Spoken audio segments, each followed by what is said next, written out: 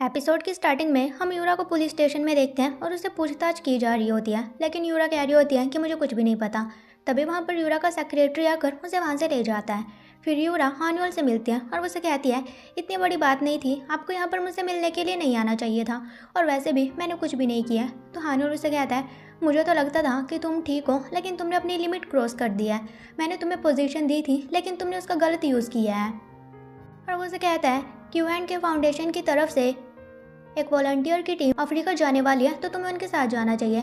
लेकिन यूरा मना कर देती है। ये बोलकर वहाँ से चली जाती है और तभी उसे जियोक मिलता है और वो जियो को कहती है, तुम्हें क्या लगता है कि ये सब कुछ मैंने किया है? जियो कहता है कि हाँ बिल्कुल।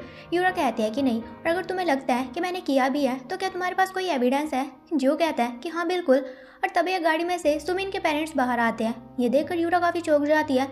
जियो कहता है कि क्या हुआ, तुम तो ऐसे बिहेव कर रही हो जैसे कि तुमने कोई भूत देख लिया हो।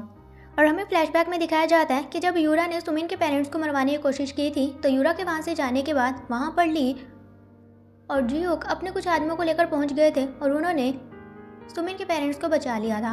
और वहीं प्रेजेंट में पुलिस आकर सुमिन के पेरेंट्स को पकड़ लेती है और सुमिन का पापा कह रहा होता है कि मैं पुलिस वालों को सब कुछ बता दूंगा कि मैंने ऐसा क्यों किया। और उसके बाद वहाँ पर पुलिस आकर यूरा को भी ले जाती है और कहते हैं कि हमें लगता है कि हमें आपसे फिर से पूछताछ करनी चाहिए। फिर हम यहाँ को हॉस्पिटल में देखते हैं। उसकी सर्जरी सक्सेसफुली कंप्लीट हो जाती है। जब वो अपनी आंखें खोलती हैं तो अपने सामने जीवन और बाकी सभी को देखते हैं। और यहाँ कहती है, जब मेरी सर्जरी हो रही थी तो मैं काफ़ी डरी हुई थी, मुझे नहीं पता था कि मुझे सेकंड मौका मिलेगा और अब मैं इस मौके को अच्छे से इंजॉय करूँगी। और वैसे कहती है, मुझे तो पता ही नहीं था कि सुमी ने मीन हवान को मार डाला और मैं मीन हवान के फ्यूनरल पर जाना चाहती थी। ली कहता है, लेकिन तुम नहीं जा सकती क्योंकि अभी भी तुम्हारी तबीयत अच्छी नहीं है। और साथ ही वैसे बताता है कि तुम्हारे हस्बैंड से हमने सारे हक छीन लिया। अगर तुम चाहो तो हम ये भी कर सकते हैं कि वो तुमसे कभी मिलने ही ना आए। यहाँ कहती है कि मैं ऐसा नहीं चाहती, क्योंकि अगर ऐसा हुआ तो वो मेरी बेटी से भी नहीं मिल पाएगा, लेकिन मैं अपनी बेटी को उसके पापा से अलग नहीं करना चाहती, इसलिए अगर वो मेरी बेटी से मिलना चाहता है तो मिल सकता है। ली कहता है कि ठीक है, जैसा तुम कहोगे हम वैसा ही करेंगे। फिर हम यूनो को ऑफिस में देखते हैं, जो कि योन को ही देख रहा होता है और वो पीछे से आकर योन को डरा देता है। योन कहती है, तुम ये क्या कर रहे हो, तुमने तो मुझे डरा ही दिया, वैसे तुम यहाँ पर किस लिए आए हो? यूनो कहता है, मैं जीवन से प्रपोजल को लेकर बात करने के लिए आया था, लेकिन वो यहाँ पर है ही नहीं। योन कहते हैं कि ठीक है, मैं तुम्हें उससे रिलेटेड काम बता दूंगी। फिर वो दोनों बैठकर काम से रिलेटेड बात करने लगते हैं। तो यूनो से कहता है, मैं कल भी तुम्हें देख रहा था, कल तुम क्यों नहीं आई और आज भी तुम काफ़ी अजीब बिहेव कर रही हो। यून कहती है, तुम मुझे क्यों ढूंढ रहे थे? यूनो कहता है, तुम्हें केक पसंद है ना, तो मैं तुम्हारे लिए केक लेकर आया था। फिर यूनो के कान को टच करती है और कहती है, तुम्हारा कान तो बिल्कुल रेड हो गया है। यूनो कहता है, तुम मेरे कान को से टच नहीं कर सकती। यून कहती है कि ठीक है, लेकिन क्या मैं तुम्हारे हाथ को टच कर सकती हूँ? और वो उसके हाथ को टच करती है और कहती है, मुझे लगता है कि मैं तुम्हें पसंद करती हूँ। फिर हम जियो को देखते हैं, जो कि फैमिली डिनर कर रहा होता है और वहाँ पर योन और जीवोन भी होती है। और जीवोन हानुअल को कहते हैं कि मैं पूरी कोशिश करूँगी जियो को खुश रखने की, तब से आप जियो की बिल्कुल भी चिंता मत करो। यह सुनकर योन तालियां बजाने लगते हैं और कहते हैं कि अब बातें बहुत हुई, अब मुझे भूख लगी है, चलो खाना खाते हैं। फिर वो सभी डिनर करते हैं और साथ में बहुत खुश होते हैं। फिर हम सुमिन को देखते हैं, जो कि एक शॉप से कैरोसिन ऑयल खरीद रही होती है।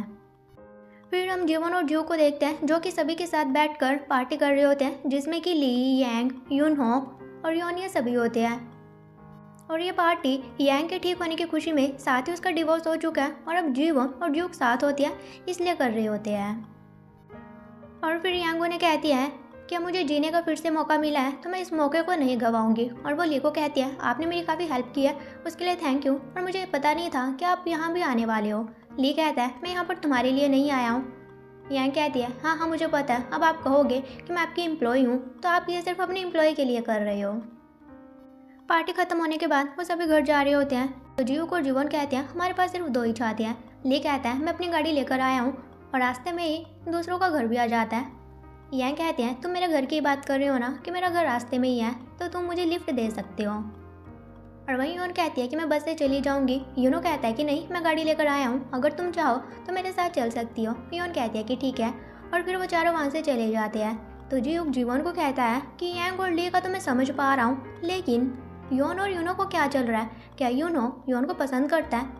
जीवन कहती है, तुम्हें कुछ भी नहीं पता, ये बोलकर वहाँ से चली जाती है। फिर हम जीवन को उसके घर पर देखते हैं। तभी उसे अपने दरवाजे की खटखटाने की आवाज़ सुनाई देती है, तो वो बाहर जाती है, लेकिन वहाँ पर कोई भी नहीं होता। लेकिन तभी वहाँ पर अचानक से सुमिन आ जाती है, जो कि जीवन को इलेक्ट्रिक शॉक दे देती है। वहीं हम जीव को उसके घर पर देखते हैं और तभी जीवन को होश आती है और वह सुमिन को कहती है कि तुम ये क्या कर रही हो। सुमिन कहती है, तुम बहुत ही घटिया हो, तुमने अपने कचरे यानी कि मीन हवान को मेरे ऊपर फेंक दिया। तुम्हें क्या लगता है कि अब तुम खुश रह सकती हो।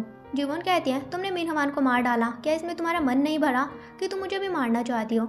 सुमिन कहती है, पहले उसने मुझे मारने की कोशिश की थी, मैंने तो खुद को बचाने के लिए उसे मारा है, और वैसे भी पुलिस के पास कोई एविडेंस नहीं है। और सुमिन कहती है कि अब मैं जीत चुकी हूँ। तो जीवन स्माइल करते हुए कहती है कि तुम हार चुकी हो, बल्कि जीत तो मैं चुकी हूँ। और वो कहती है, तुमने कहा ना कि तुम्हारे अगेंस्ट कोई एविडेंस नहीं है, लेकिन अब एविडेंस है, क्योंकि तुमने खुद भी कबूल किया है कि तुमने मीन हवान को मारा है, क्योंकि वहाँ पर कैमराज होते हैं जिसमें कि सब कुछ रिकॉर्ड हो जाता है। साथ ही सुमिन जब जीवन के ऊपर अटैक करने की कोशिश करती है तो जीवन उसे उठाकर नीचे पटक देती है। फिर हमें फ्लैशबैक में दिखाया जाता है कि जब सुमिन ने उस शॉप से केरोसिन ऑयल लिया था तो शॉप के ओनर को काफ़ी अजीब लगा था, तो उसने सुमिन के ऊपर सर्च किया और उसे पता चल गया कि वो मर्डर सस्पेक्ट है, तो उसने उसके बारे में पुलिस को बता दिया था। और वहीं ली ने भी जियो को बता दिया था कि सुमिन ने केरोसिन ऑयल खरीदा है। फिर जियो इसके बारे में जीवन से बात करता है और जीवन कहती है, मुझे पता है कि उसने ये मुझे मारने के लिए ही किया है, हमें अभी सुमिन को पुलिस के हाथों नहीं सौंपना चाहिए, हमें उसे रंगे हाथों पकड़ना चाहिए, और मुझे पता है कि वो मुझे मारने के लिए ज़रूर आएगी, तो मैं उसे पकड़ लूँगी। जियो कहता है कि नहीं, मैं तुम्हें ऐसा नहीं करने दूंगा, मैं भी तुम्हारे साथ चलूँगा। लेकिन जीवन मना करती है कि अगर तुम वहाँ पर होगे तो सुमिन वहाँ कभी भी नहीं आएगी। तो जियो भी उसकी बात मान जाता है और साथ ही उसके बाद खुद को डिफेंड करने के लिए जीवन को सेल्फ डिफेंस भी सिखाया जाता है। और उसके बाद वो जीवन के घर पर कैमराज भी लगा देते हैं। और वहीं प्रेजेंट में हम देखते हैं कि वहाँ पर पुलिस आ जाती है, जो कि सुमिन को पकड़कर वहाँ से ले जाती है। फिर हम जीवन और जियो को देखते हैं। जियो उसे कहता है कि अब सब कुछ ठीक हो चुका है, हमें सेकंड चांस मिला है, जिसे कि हम बिल्कुल भी वेस्ट नहीं होने देंगे। अब से तुम्हें मेरा अच्छे से ख्याल रखना है। जीवन कहती है, मैं तुम्हारा अच्छे से ख्याल कैसे रख सकती हूँ। तो जियो उसे किस करता है और कहता है कि बिल्कुल ऐसे ही। फिर हम यूरा को उसके सेक्रेटरी के साथ देखते हैं, जो कि पुलिस स्टेशन से बाहर आ रही होती है। उसका सेक्रेटरी से कहता है कि अब आपको ये कंट्री छोड़कर चले जाना चाहिए। यूरा उसे कहती है, तुम किसी काम के नहीं हो। तो यूरा उसे टिकट ले लेती है और खुद ही ड्राइव करके एयरपोर्ट की तरफ जा रही होती है। वहीं हम जियो को देखते हैं, जो कि शावर ले रहा होता है, और वो देखते हैं कि उसकी चेस्ट पर जो हार्ट का सिंबल होता है वो गायब हो चुका था। और तभी जियो और जीवन यूरा की न्यूज़ सुनते हैं कि वो काफ़ी स्पीड में एयरपोर्ट की तरफ जा रही थी, और तभी रास्ते में उसकी गाड़ी का एक्सीडेंट हो गया और एट द स्पॉट ही उसकी डेथ हो गई। और यहाँ जीवन और जियो समझ आते हैं कि यूरा की डेथ होने के बाद ही जियो के चेस्ट का जो हार्ट का सिंबल है वो गायब हुआ है। फिर हम ली और यांग को कोर्ट में देखते हैं, और अब यांग का फाइनली डिवोर्स हो चुका है, जिसके लिए ली उसे हैंडशेक करता है और उसे बधाई भी देता है और उसे कहता है, चलो मैं तुम्हें घर छोड़ देता हूँ। यांग कहती है कि अब मैं सिंगल हूँ, पहला दिन मैं अपने फ्रेंड्स के साथ बिताना चाहती हूँ, लेकिन जब मेरे पास फ्री टाइम होगा तो मैं तुम्हें भी ट्रीट दूंगी। ये सुनकर ली काफ़ी खुश होता है। फिर हम यांग को जीवन, यून और यूनो के साथ देखते हैं, और अब यूनो ने न्यू रेस्टोरेंट ओपन कर लिया होता है। और यूनो जीवन को कहता है, मैं तुम्हारी वजह से ही सक्सेस हो पाया हूँ, तो आज की ट्रीट मेरी तरफ से फ्री है। यांग कहती है, बिल्कुल भी नहीं, आज की ट्रीट मैं अपनी तरफ से दे रही हूँ, क्योंकि आज मेरा डिवोर्स हो चुका है और मैं बहुत खुश हूँ। फिर हम जीवन और जियो को देखते हैं। जियो जीवन के लिए खाना बना रहा होता है। जीवन कहती है कि तुम सही से नहीं बना रहे हो, ऐसा नहीं किया जाता। जियो कहता है, मेरे दादू ने मुझे काफ़ी अच्छे से सिखाया, ऐसे ही किया जाता है, और मैं अपने बच्चों को भी ऐसे ही सिखाऊंगा। और वो कहता है, तुम्हें क्या लगता है, हमें अपने बच्चों के नाम सोच लेने चाहिए।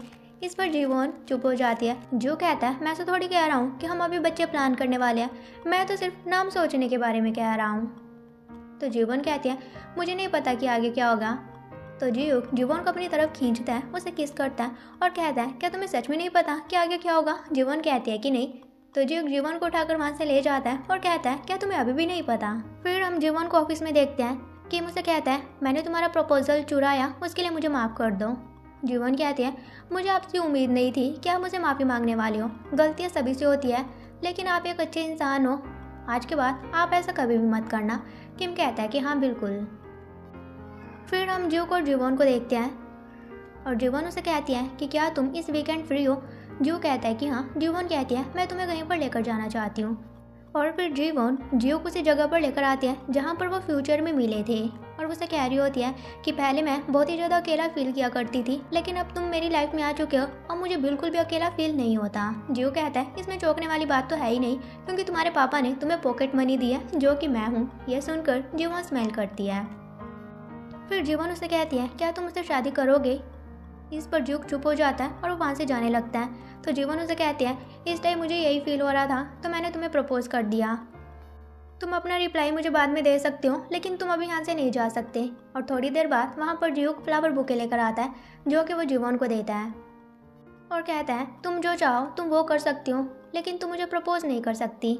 फिर जियो घुटने पर बैठता है, जीवन के सामने रिंग करता है और कहता है क्योंकि मैं तुम्हें प्रपोज करना चाहता हूँ और इस रिंग को लेकर मैं कब से घूम रहा हूँ, लेकिन अब सही टाइम आ चुका है इस रिंग का अपने ओनर के पास जाने का। और वो जीवन को रिंग पहनाता है और कहता है क्या तुम मुझसे शादी करोगी। जीवन कहती है कि हाँ बिल्कुल। और फिर वो दोनों एक दूसरे को किस करते हैं।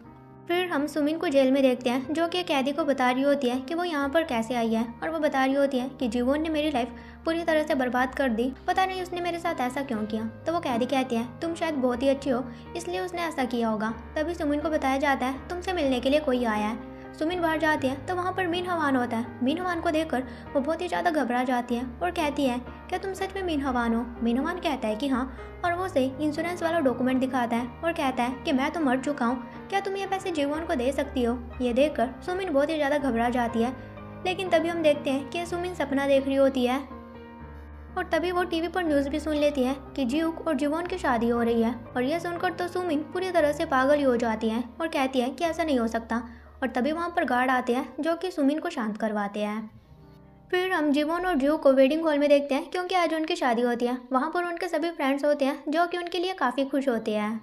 शादी के बाद वो वहाँ पर फोटोशूट करवाते हैं और उसके बाद जीवन पीछे की तरफ फ्लावर बुके फेंकती है जो कि यून कैच करती है और वो फ्लावर बुके को यूनो को देती है, जिसे लेकर यूनो काफ़ी खुश होता है।